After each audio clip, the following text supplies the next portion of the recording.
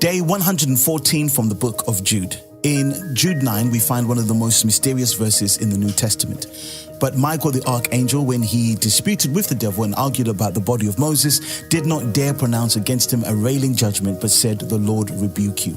At first glance, this seems puzzling. Why would Satan care about Moses' body, and why is Michael involved? To understand, we need some background.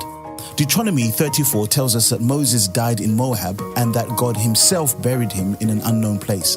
That secrecy was deliberate, so Israel wouldn't turn Moses' burial site into a shrine or a place of idolatry. Yet Jude tells us that Satan sought to claim Moses' body. Jewish tradition, particularly from a lost work known as the Assumption of Moses, fills in some details.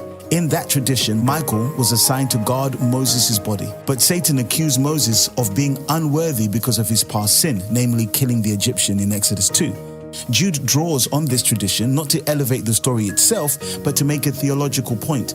Notice what Michael does. He does not confront Satan in his own power, even though he's an archangel. Instead, he says, "The Lord rebuke you." The battle belongs to God, not to Michael.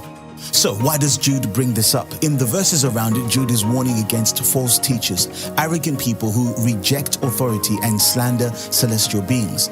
In contrast, Michael, who ranks amongst the greatest of God's servants, wouldn't even claim authority over Satan apart from God.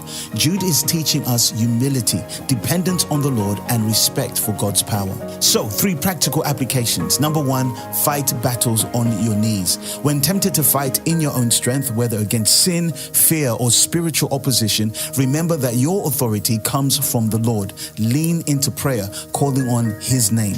Number 2, guard against idols. Just as God hid Moses' body to protect Israel from idolatry, we must be vigilant about things, even good things, that could take God's rightful place in our hearts. And lastly, number 3, walk in humility. Michael's posture reminds us, no matter how strong or gifted we are, we stand only under God's power. Let humility shape how you speak, pray, and serve.